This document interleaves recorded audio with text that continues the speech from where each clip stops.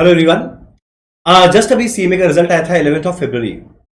कई लोगों का मैसेज आया और इस बार जो रिजल्ट आया, जबरदस्त रिजल्ट, पास परसेंटेज फैंटास्टिक था। उसके बारे में मैं एक वीडियो बनाकर बड़ा डिटेल में बताए थे।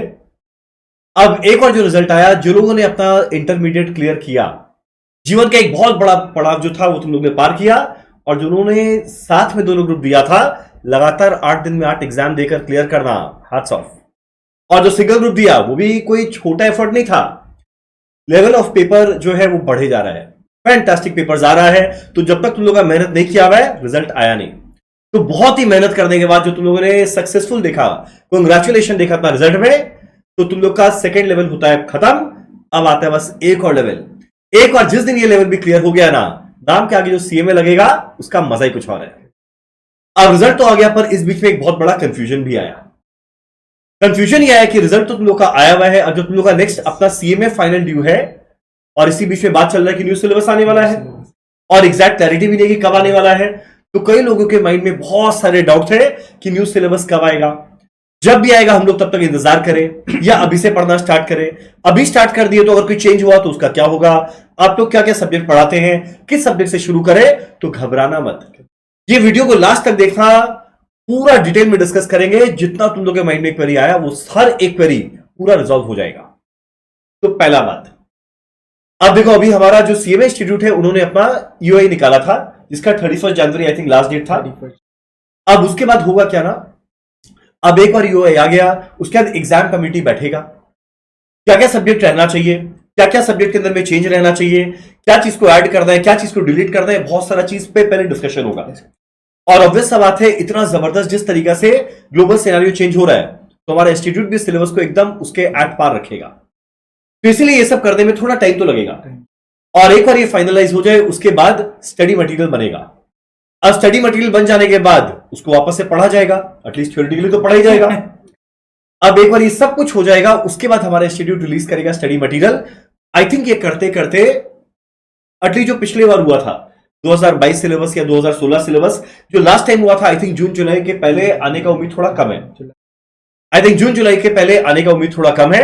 अब एक बार वो आ गया, उसके बाद 1.5-2 महीना हम लोग सारे टीचर्स को लगेगा उसको अपने स्टडी मटेरियल में अपडेट करने के लिए।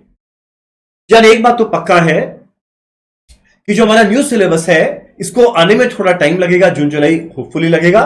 उसके बाद स्टडी मटेरियल हम लोग को प्रिपेयर करना है, उसके बाद हम लोग को बनाना है, फिर बैचेस स्टार्ट करना है, उसमें टाइम लगेगा। जिस दिन सोचो ना स्टडी मटेरियल आएगा, आई थिंक 1.5-2 महीना हम लोग को पक्का कम से कम लगने वाला है मिनिमम। पहले अपडेट करेंगे, फिर प्रूफ रीड करेंगे, करेक्ट, कुछ छूटा नहीं हो। राइट। तो आई थिंक अगस्त सितंबर तो इजीली लगी रहे, हो जाएगा। अब रहा बात, जब भी न्यू सिलेबस आएगा, ऐसा हम लोग को लग रहा है कि आई थिंक इसका पहला टर्म एप्लीकेबल होना चाहिए जून 27। हालांकि एग्जैक्ट क्लैरिटी कुछ है नहीं, वो इवेंचुअली धीरे धीरे आ जाएगा, पर जून 27 होपफुली पहला टर्म रहना चाहिए। अब तुम लोग लेगा सर बताइए, जून 27 अगर पहला टर्म रहा तो जो पुराना सिलेबस चल रहा है वो क्या पूरा हट जाएगा? चांस ही नहीं है।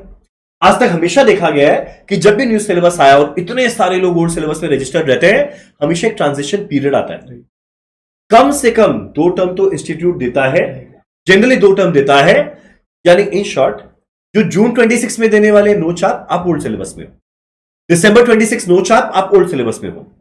जो जून 27 है होपफुली न्यू सिलेबस आएगा, पर ओल्ड भी चलेगा। दिसंबर 27 में देगा, न्यू आएगा, पर होपफुली ओल्ड भी चलेगा। यानी ओल्ड सिलेबस अभी है, लंबे समय तक है। न्यू सिलेबस आएगा तब भी ओल्ड सिलेबस चलता रहेगा।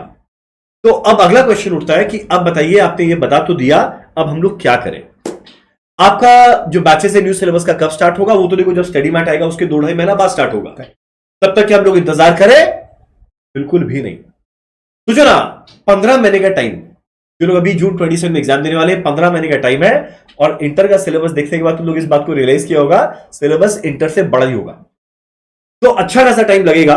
तो सोचो अभी फरवरी चल रहा है, फेब, मार्च, अप्रैल, मई, जून, जुलाई, अगस्त, तो और 15 महीना, अगर तुम लोग 6-7 महीना इस इंतजार में बिता दिया कि न्यू सिलेबस जब आएगा तब करेंगे, तो ये 15 में 7 महीना गया, यानी आधा टाइम जा चुका है। और सिलेबस उतना बड़ा है जिसके लिए 15 महीना लगना चाहिए, आधा टाइम जा चुका है। तो ये भूल से भी गलती मत करना कि न्यू सिलेबस का इंतजार करेंगे। तो बोले फिर क्या करें? कुछ नहीं करना, अभी तुरंत पढ़ना स्टार्ट करना। फैंटास्टिक मोमेंटम चला, इतना मेहनत करके तुम लोग ने अपना इंटर क्लियर किया, इस मोमेंटम को ब्रेक क्यों करना है? रिजल्ट आया, फैंटास्टिक आया, जरूर पार्टी करना, 2-3 दिन पूरा सेलिब्रेट करना और वापस से ट्रैक में आना है। जर्नी पूरा नहीं हुआ है, चल रहा है। तो इसीलिए तुम लोग आराम से 2-3 दिन अपना जो एंजॉय करना है करो, पर तुरंत पढ़ना स्टार्ट करना। अब देख, जब भी न्यू सिलेबस ऑफिशियली जिस दिन भी आउट होगा, उसके बाद एक ऑप्शन रहेगा कि ओल्ड सिलेबस में तुम लोग कंटिन्यू कर जाओ, या अगला ऑप्शन है तुम लोग न्यू सिलेबस में वापस से ट्रांसफर कर लो, ट्रांजिशन में न्यू सिलेबस में कन्वर्ट कर जाओ। अगर ओल्ड सिलेबस में रह गया तब तो एनीवेज ये क्लास पूरा पूरा एप्लीकेबल था, पर अगर न्यू सिलेबस में भी जाता है तो जितना चेंजेस आएगा, जो भी अमेंडमेंट आएगा, इसका आने का जनरली चांसेस थोड़ा कम रहता है, उम्मीद कम रहता है, पर जो भी चेंजेस आएगा आपको चिंता नहीं करना, पूरा का पूरा हम लोग का सपोर्ट रहेगा एट नो एडिशनल कॉस्ट। ये हमारा वादा है, जो भी चेंजेस आएगा सारा का सारा आपको प्रोवाइड किया जाएगा। तुम लोग अगर अभी से मेहनत कर रहा है न्यू सिलेबस में अच्छा तैयारी के लिए, तो हमारा भी तो एफर्ट बनता है। तो इसलिए आपको बिल्कुल घबराना नहीं है, चिंता नहीं करना है, तुरंत पढ़ना स्टार्ट करना सबसे इंपॉर्टेंट है। 7 महीने इंतजार कर लिया ना तो भैया टाइम गया, तुरंत पढ़ना स्टार्ट करना। जो चेंजेस अमेंडमेंट आएगा वो सारा हम लोग प्रोवाइड करेंगे। अब जैसा कि तुम लोग को ऑलरेडी पहले से पता है कि हमारे यहां पर 3 सब्जेक्ट चलता है। मैं खुद पढ़ाता हूं एससीएम, मयंक सर पढ़ाते हैं एसएफएम और एसपीएमबीवी। अब ये जो प्रैक्टिकल सब्जेक्ट्स है ना, तो प्रैक्टिकल सब्जेक्ट के अंदर में सबसे मिनिमल चांसेस रहता है अमेंडमेंट का। और ऑब्वियस बात है, अगर तुम लोग अभी स्टार्ट करना है तो टैक्स जैसा सब्जेक्ट जिसके अंदर में तो वैसे भी अमेंडमेंट आता है हर साल असेसमेंट ईयर के चेंज के साथ, वो तो स्टार्ट करने का सेंस निकलता नहीं है। तो बेटर है ना वही सब्जेक्ट को स्टार्ट करना जिसमें कम से कम चेंजेस आता है। तो कम से कम चेंजेस आता है वो सब्जेक्ट आपकी स्क्रीन के सामने है। तो एससीएम हुआ, एसएफएम हुआ ग्रुप 3 के अंदर में, एसपीएमबीवी हुआ ग्रुप 4 के अंदर में। चल अगर बाई चांस को 1-2 चैप्टर नया आ गया, 1-2 चैप्टर हट गया, घबराना नहीं है, चिंता नहीं करना। जो चेंजेस आया सारा का सारा हम लोग अपडेट करेंगे। तो अब उम्मीद करता तुम लोग एकदम माइंड में क्लैरिटी है। एग्जाम जब भी देना है, इस साल देना है जून 26 दिसंबर 26, सब तो एकदम ही श्योर है बोर्ड सिलेबस है। अगले साल देना है तब भी श्योर है कि पढ़ाई शुरू करना है। तो अब एम्बिग्युइटी खत्म हो गया, पढ़ाई स्टार्ट करना है। जो चेंज आएगा वो आपका हेडेक नहीं, हमारा है, हम लोग अपडेट करेंगे। बस तुम लोगों को पढ़ाई करना है। अब किस तरीके से पढ़ाई करना है, किस तरीके से आगे बढ़ना है, हर एक सब्जेक्ट के अंदर में किस तरीके से प्रोसीड करना है, कितने लेक्चर रहेंगे, उसमें क्या कवरेज रहेगा, उस सबको डिटेल में बताने वाले हैं मयंक सर। सर बताइए, अब एक बात तो क्लियर हो गया, अब इनको पढ़ाई तुरंत शुरू करना है, कैसे करना है बताइए। अब सर जब पढ़ाई शुरू करना है तो सबसे पहले बच्चों लोग के मन में ये क्वेरी आता है कि हम ग्रुप 3 से शुरू करें या ग्रुप 4 से शुरू करें, क्योंकि ये भी एक चलता है, बिकॉज फाइनल में लोग जनरली एक ग्रुप करके ही देते हैं। तो जनरली तो हम लोग यही बोलते हैं कि ग्रुप 3 से करना चाहिए। रीजन भी कि अब जब आप फर्स्ट टाइम एग्जाम दोगे तो दिसंबर 26 में देंगे, अभी हम फेब में खड़े हैं, दिसंबर 26 में देंगे, तो यानी वी हैव अराउंड 10 मंथ्स। अगर आप एग्जैक्टली भी बोले तो 10 मंथ से थोड़ा ज्यादा ही बचा है अभी अपने पास। करेक्ट। तो 10 मंथ्स में आप डिफिकल्ट ग्रुप को पहले पढ़ लोगे तो बाद में आपका स्ट्रेस कम हो जाएगा, बिकॉज दिसंबर के बाद जून 27 में आप ग्रुप 4 दे रहे होगे, वहां पे आपके पास सिर्फ 6 मंथ्स का ही टाइम बचेगा। करेक्ट। ये जो एडिशनल 4 मंथ्स है वो एक डिफिकल्ट ग्रुप में देना ज्यादा सेंस बन, बिल्कुल अदर देन उल्टा करना कि अभी ग्रुप 4 आप दो, दिसंबर में दो, वो छोटा है तो ऑब्वियसली इजीली हो जाएगा, लेकिन अभी आपको मजा आएगा।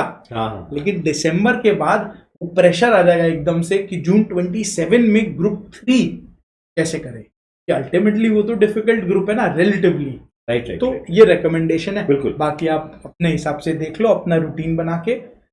अगर आप लेट्स से ग्रुप 3 शुरू करते हो, कोई भी ग्रुप शुरू करो, आपको पहले रिकमेंडेड तो ये है प्रैक्टिकल सब्जेक्ट्स के साथ शुरू करो, बिकॉज अगर आप ग्रुप 3 में लॉ से एकदम से लॉ ही शुरू कर लोगे पहले, तो वहां आपका डिमोटिवेशन आ जाएगा ना, क्योंकि जनरली 90-95% हम लोग प्रैक्टिकल ज्यादा पसंद करते हैं, एंड मोर सो थ्योरी में रिटेंशन बहुत इंपॉर्टेंट है। तो अगर आप फर्स्ट सब्जेक्ट ही, और फाइनल में हम ये नहीं कर सकते कि हम 4-4 सब्जेक्ट करके ही एक साथ में चले जाएं, तो रिटेंशन एक बहुत बड़ा प्रॉब्लम भी रहेगा। Practical subjects plus minimum changes वाले सब्जेक्ट्स, बिकॉज अभी हम ट्रांजिशन करेंगे न्यू सिलेबस। तो एससीएम और एसएफएम ये दोनों ही एकदम ऐसे सब्जेक्ट्स है जो हमेशा से रहे हैं और आगे भी रहते रहेंगे। माइनर जो चेंजेस आएंगे, जैसा सर ने बोला, वो आपका नहीं, हमारा टेंशन है, वो हम लेंगे, हम अपडेट करेंगे। तो you can easily start with SCM and SFM, उसका मैं आपको पूरा डिटेल दे देता हूं। और इनकेस आप ग्रुप 4 से शुरू करना चाहते हो, क्योंकि सर आप कुछ भी बोलिए, करेंगे तो हम अपने हिसाब से ही, तो वो भी है।